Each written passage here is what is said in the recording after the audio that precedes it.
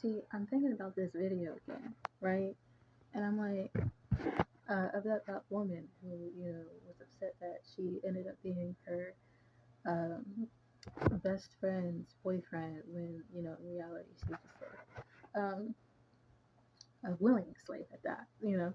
But I was like, in this story, at no point did this woman that she was friends with, that was her slave owner, um, lie about who she was. She was lying. She was doing things that she didn't want to do. She was hanging out with her because she pitied her, right? At what point does a friendship ever last over pity? Any relationship ever last over pity, you know?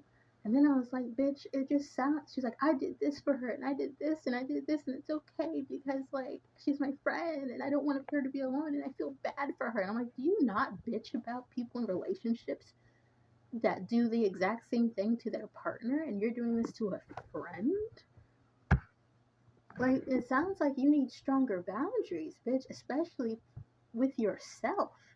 It reminds me of someone I met in Vermont who, like, she heard about my situation. She said she would be willing to help. I'm like, okay, interesting. I never really took her up on it, but I took her suggestions, right?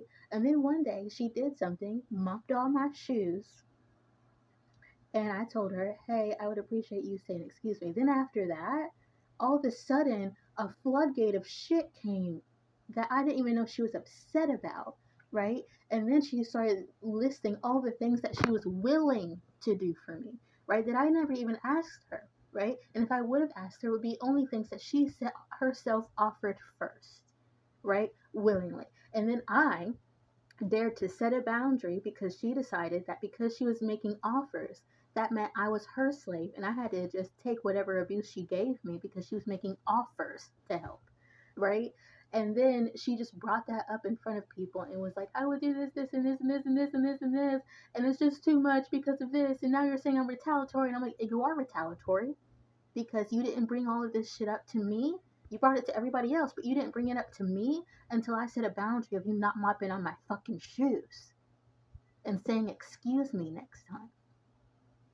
And now you're upset, right? I didn't ask anything of you. You offered. You did this yourself. And so it was the similar situation where, like, this woman, she's doing all of this herself. She is overextending herself just because she doesn't want someone to be alone, even though she was fine alone.